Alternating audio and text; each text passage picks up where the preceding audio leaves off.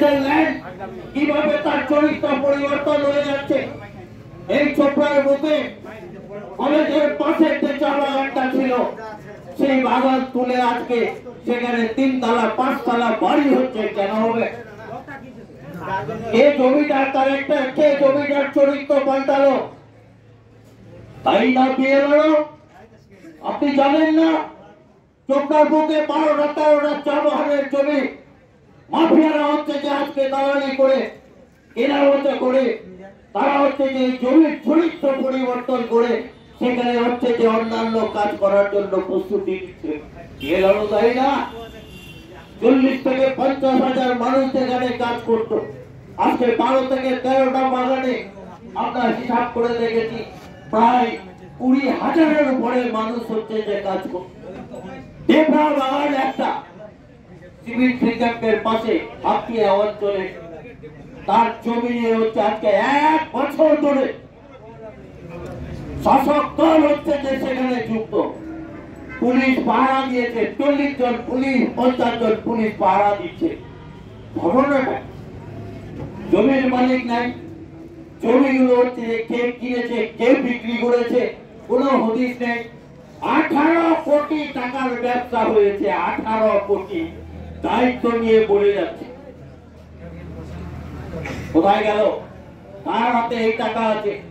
যারা জমি কেনার জন্য টাকা দিয়েছিল তারা হন্য হয়ে ঘুরে বেড়াচ্ছে, আমাদের কাছেও আসছে। আমি 50 জনের নাম দিয়ে দেবো যারা জমি কেনার জন্য টাকা দিয়েছিলেন। 50 জন তাদের কাছ থেকে টাকা দিয়ে সিন্ডিকেট করেছিল। যারা কিছুদিন পুলিশ একটু নামকে বাঁচতে রেড করতে শুরু করলো, ঘর বাড়ি ছেড়ে হচ্ছে যে বিভিন্ন জায়গায় পালিয়ে বেড়ালো, আমার এখন বহাল তবিয়তে সেখানে কি হবে ভবিষ্যৎ? 40-50 হাজার মানুষ আজকে কাজ থেকে তারা হচ্ছে যে আজকে বিচ্ছিন্ন হয়ে গেছে। 12 থেকে 14টা বাগান হচ্ছে যে বন্ধ হয়ে আছে। জমির হাঙ্গাররা, জমির মাফিয়ারা, বড় বড় ডানকানের চা বাগান, কুটির চা বাগান, রামাবতীর চা বাগান, আজকে দেবরাহা, আমরা এইরকম 12 থেকে 13টা বাগানের কথা বলতে পারি যে সমস্ত বাগানগুলো অত্যাচারের জ্বালায়, এই তৃণমূলের জ্বালায় তারা হচ্ছে যে আজকে বন্ধ করতে বাধ্য হচ্ছে, তারা পালিয়ে যাচ্ছে। কেন? কি কারণ?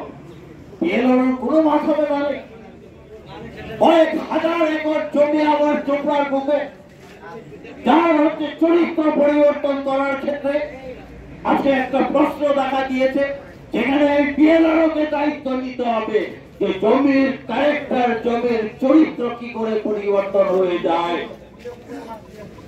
তাই না আমরা বলছি বিএলআরও সাবধান হয়ে যায়। আপনাদের ছাড়বো না, কারণ মানুষের রুটি রোজগারের প্রশ্ন আছে। 40 থেকে 50 হাজার মানুষ আজকে হচ্ছে যে এই জায়গায় হচ্ছে দাঁড়িয়ে গেছে। আজকে 12 থেকে 13টা চা বাগান বন্ধ, এই জমিগুলো নিয়ে মাফিয়াগিরি চলছে। বিএলআর হচ্ছে যে কোনো খোঁজ খবর নাই, রাতের অন্ধকারে হচ্ছে যে রেকর্ড পরিবর্তন হচ্ছে। বাকি সাধারণ মানুষের কথা তো আপনারা জানেন। এই বিএলআর অফিসে সকালবেলা যদি আবার আমার নামে হয়, দুপুর বেলা আরেকজনের নামে, সন্ধ্যাবেলা আরেকজনের নামে, পরের দিন আবার যে অরিজিনাল মালিক সে দেখে যে আমার নামে আর খতিয়ানটা নাই, আমার চেঞ্জ হয়ে গেল। আমার এই বিএলআর অফিসে দরখাস্ত করুন, আমার বললে যে আপনি কেস করুন, আপনাকে হিয়ারিং করবো, অমুক করবো, সমুক করবো। কতগুলো রেকর্ড, কতগুলো এইরকম অবৈধ রেকর্ড বিএলআরও এই আপনার অফিস থেকে, এই বিএলআর অফিস থেকে কত রেকর্ড আপনি অবৈধভাবে পরিবর্তন করেছেন। আরএসকে মানেননি, আপনি এলআরকে মানেননি। আপনি হচ্ছে যে একটা লোক যার পাওয়ার কথা না, তার নামে জমি দিয়েছেন। আমাদের কাছে তথ্য আছে, আমরা জোগাড় করে রেখেছি, আলটিমেটাম দিয়ে যাচ্ছি, আপনি শুধরে যান। গোটা ঘোটালার জায়গা হয়েছে এই বিএলআর অফিস। গরিব লোক আছে, প্রত্যক্ষ ভাবে দেখতে পাচ্ছি। বিএলআর অফিসে গরিব লোক আছে না?